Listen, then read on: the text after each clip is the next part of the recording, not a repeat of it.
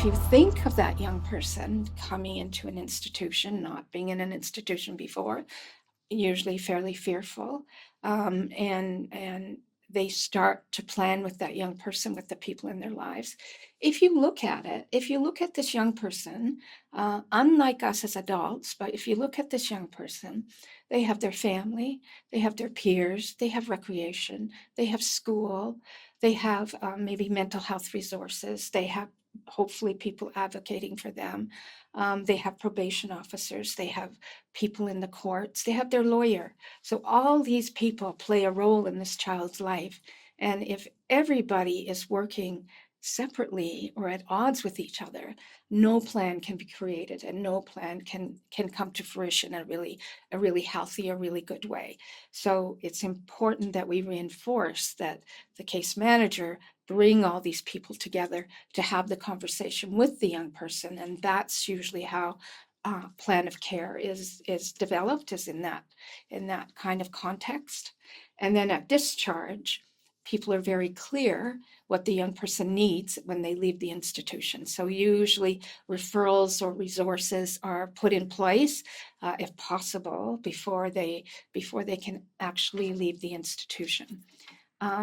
Within the context of the institution, there can be kind of rehabilitative kind of resources in the young offender institution. There's certainly school, if they have to partake in school. A lot of kids finish their high school when they're incarcerated, and they do quite well because it's a setting where there's one-to-one support, and they're looking at the particular needs of that young person. So in some settings, there is all these resources I've been talking about. There is opportunity for mental health services to address the trauma that they've been subject to address what's going to happen when they return home, if they do return home, to address things like life skills for when they are discharged from custody, that they have some way of surviving out there in the world, to address housing. Housing's a huge one.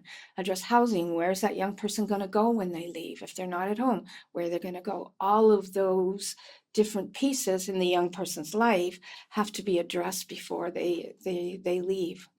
There are agencies that work with kids who've been incarcerated specifically after discharge, specifically knowing that they're going to be discharged, knowing that they've been incarcerated. And there's a couple of those services, and they are in the courts. So they have mental health workers in the courts. So as the young person is going through the court process, and the judge is there making a determination of what should happen with this young person, there is a mental health worker in the court that can guide the court and guide the young person with the lawyer's permission. And so we can follow the young people through their time of incarceration and be waiting for them when they come out.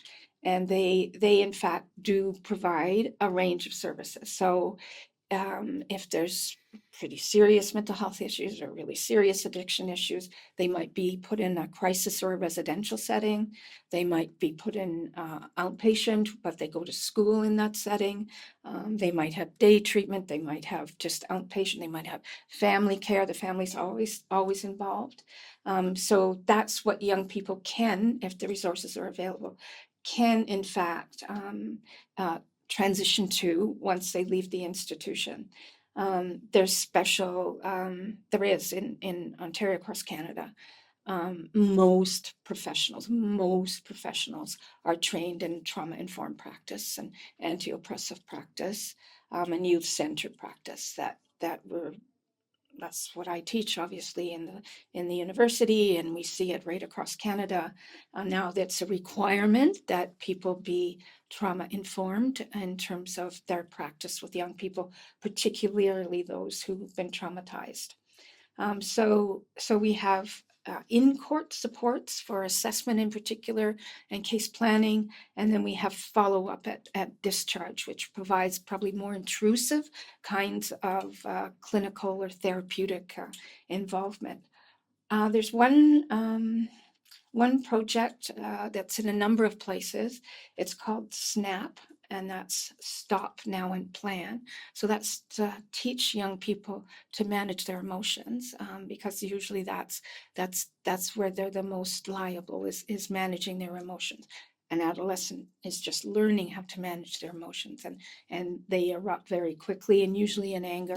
So it's teaching young people how to manage their, not just anger, but to understand their emotions. But then how do you manage them when you're out there in the world? How do you manage them with your parents? How do you manage them with your peers?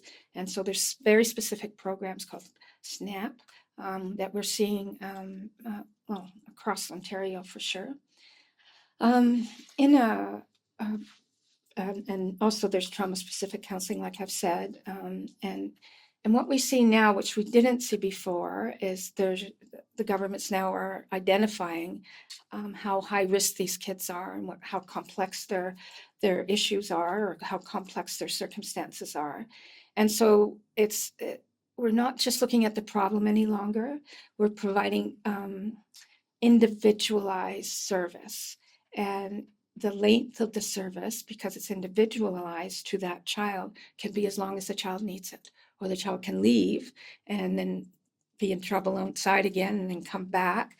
So it's following the young person, really, and the resources are to follow the young person, not young people having to search out resources. So that's a kind of a different kind of approach. We have a mental health access program for these young people as well.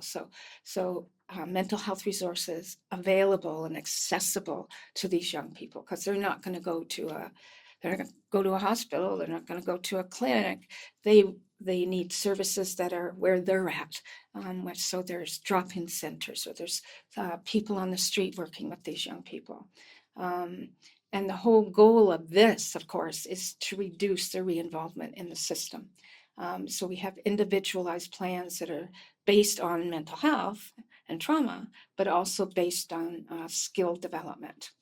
So now a project that I'm leading is across Canada, is particularly Indigenous youth or Black youth before the courts, and there's a higher proportion of Indigenous or Black youth in the court system, and in the sort of whole justice system, quite frankly.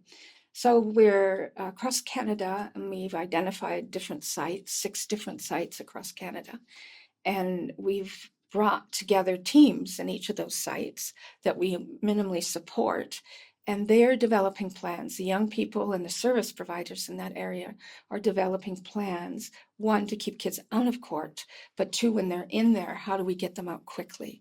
And how do we make sure that they don't end up in the adult system? Because that's the tragedy, is these kids accumulate charges and they end up in the adult system at a great disadvantage. So there's all kinds of programs, projects, activities that are working particularly for these young people. In Canada, the Youth Criminal Justice Act is such that we're no longer incarcerating young people for minor crimes, for example, and so they're diverted out of the system to special services. So we're seeing in the institutions the most troubled, the most complex cases, and that's why they need so many services wrapped around them. What else can I say?